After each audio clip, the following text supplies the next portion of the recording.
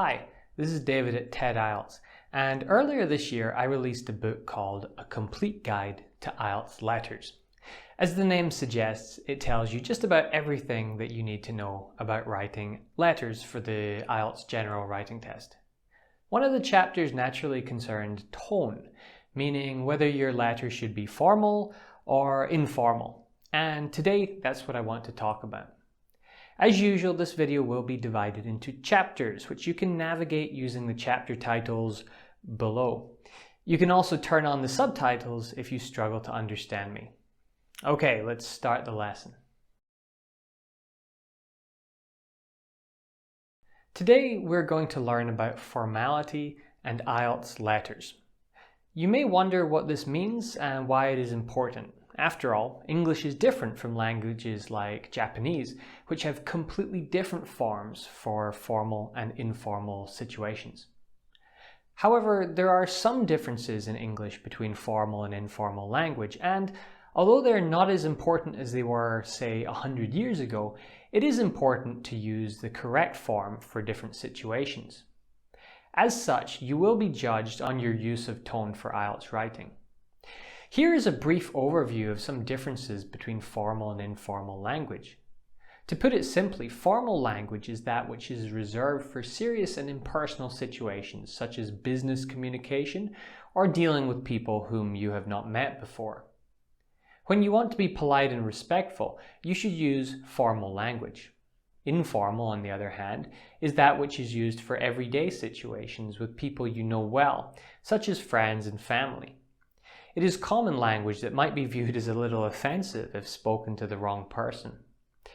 But there's one more: semi-formal. This is harder to define, but it is basically language that falls in between formal and informal, with some degree of overlap. This diagram shows us that there is very informal language that we may use with a best friend, and slightly informal language which we may use with a co-worker. Likewise, there's extremely formal language and quite informal language. As for semi-formal, it may feature some elements of both. Now let's look in detail at each of these three categories. When you write essays for IELTS, you should always use formal language. But for the letter portion of the general test, you need to choose between formal and informal. This will essentially require deciding whether or not you know this person and whether they are in a position that demands respect. If you're writing a letter to someone you do not know or are dealing with a serious or sensitive topic, then you should use formal language. Some examples are letters of complaint, serious work matters like quitting a job, or dealing with government issues or issues related to crime. There may be others, and typically these will involve writing to a person you do not know or someone who is simply referred to as the manager of a business. To write formally, you need to do a few things. You should use accurate vocabulary that provides precise meanings and does not impart too much of a subjective opinion. It is best to avoid slang, colloquialisms, and other such informal vocabulary. And you must use grammar in a conventional sense. A lot of IELTS students think that they must use ridiculously difficult vocabulary, but this is not true. Formal vocabulary does tend to be a little more advanced and complicated, but it is not the same as looking up obscure words in a dictionary. As for grammar, you should aim to use proper grammar, but don't think that you must use the most complicated structures possible. Yes, long sentences are a feature of academic language, but you do not need to do this. Just being accurate is best. It is also important to consider the use of modals, which can take the harsh edge off of otherwise overtly direct language. Instead of saying "can you," we should write "could you." Instead of saying "I need" or "I want you to," we should say "I would greatly appreciate it if you could." These examples show that formal language is not exactly the same as academic language and requires consideration of what is polite and impolite. One helpful idea for preparing to write a formal letter is to learn set phrases for different situations. Here are a few that you might find useful. In terms of structure, you are not required to produce a full letter, but rather begin and end with a greeting and sign-off. You do not need to put a date or address at the top, and you do not need to add a signature at the bottom as you would in a real letter. Instead, you're writing a response to the prompt on the question paper. Still, you should adhere to the basic structure of a letter. These are the important parts.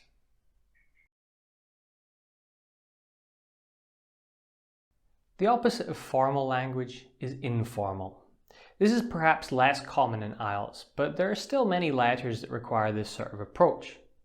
It is not difficult to recognize the type of letter that requires informal language because these are almost always written to friends and family. It is extremely unlikely that you would use such casual language with other people, and so you can confine it to prompts that specifically mention friends and other close acquaintances.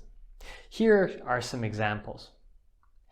It is possible that you could use informal language for a coworker, one that you know very well, but anything related to work typically falls into the categories of formal or semi-formal language. So what is informal language? Put simply, it refers to normal, daily English that is used between friends.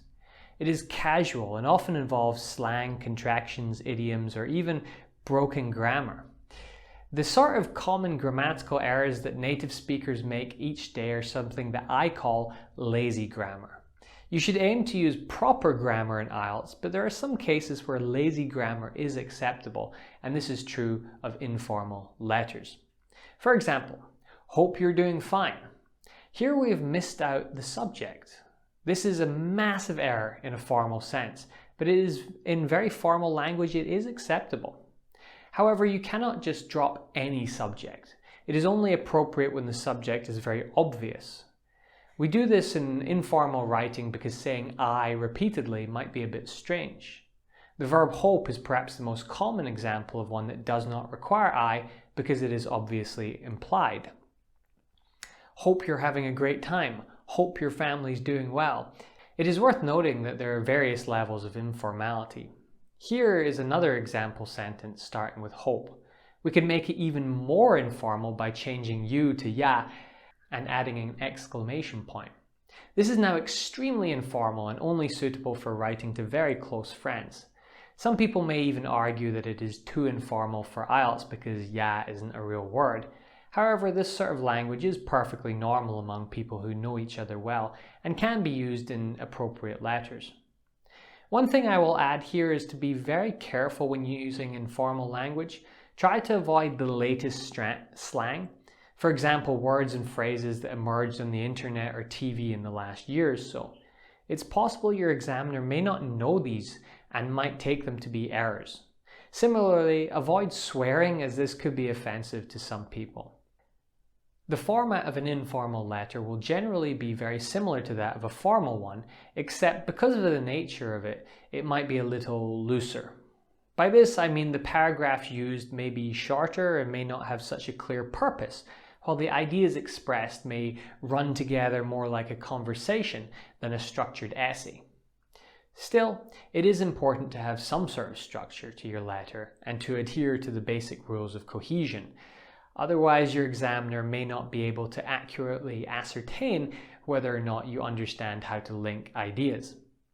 As such, let your ideas flow logically from one to the next, but without the sort of rigid transitions that could mark a formal letter.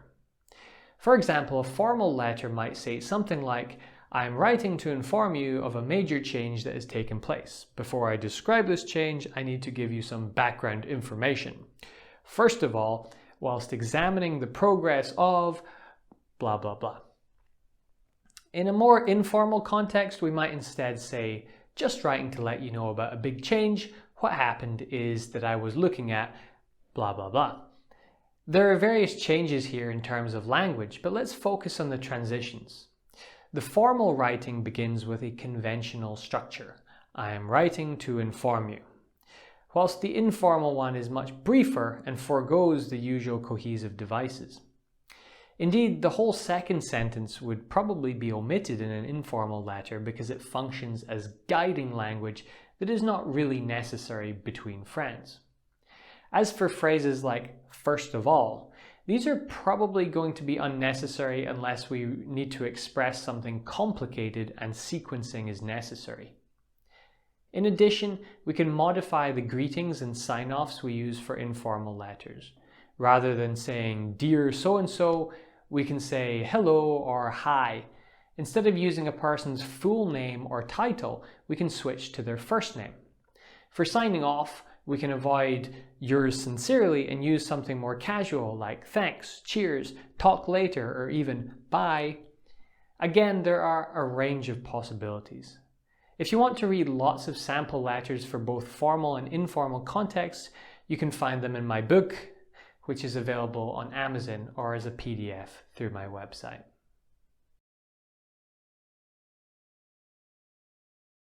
To put it in its simplest terms, a semi-formal letter is one that falls in between formal and informal letters in terms of tone. There really is no precise definition of semi-formal except that it is that which is neither informal nor formal.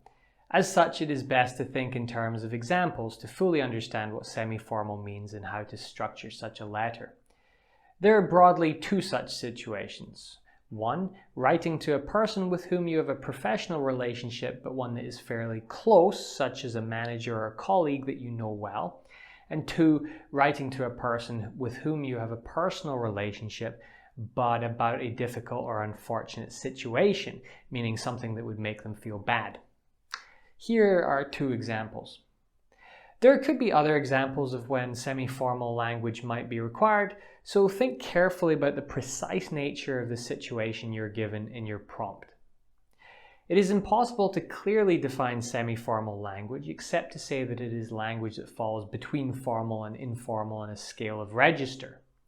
There are no words or phrases that you could definitively call semi-formal because there's always some overlap with the categories labeled formal and informal. But it is useful to look at vocabulary and grammar that might appear in semi-formal letters. Here are some phrases that are common in IELTS letters with variants for formal, semi-formal, and informal tones. As you can see, there is some overlap in these words and phrases, and of course, as semi-formal incorporates a range of letter types, there are various possibilities for language choice here. You can see that, for example, a semi-formal letter may refer to a person by first name or title and surname. Clearly, it would be inappropriate to refer to a friend as Mrs. Smith, but equally it might be inappropriate to refer to your boss in writing as Susan. For these reasons, whilst it is helpful to learn the difference between formal, semi-formal, and informal, you should also keep in mind the fact that not all letters in these individual categories will contain the same language. As for formats, a semi-formal letter will basically be the same as any other. Fundamentally, all IELTS letters follow the same general template, which you can see here.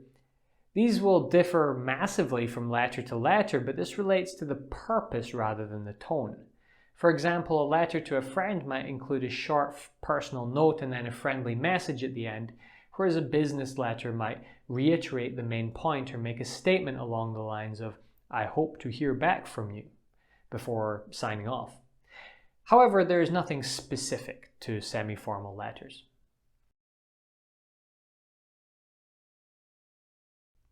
Picking the right tone for your letter requires a few things. First of all, you must read and interpret the letter prompt carefully. The person to whom you are writing and the nature of the letter will dictate how it should be written. Next, you need to think about language, and that requires a knowledge of what is formal and what is informal. You also need to think about structure, and this entails how we introduce, link, and end our letters. If you want a complete guide to IELTS letters, you can grab a copy of my book, but you can also search for more information on my website by entering letters into the search box. There's plenty there that will help you to get a better score on your next IELTS test.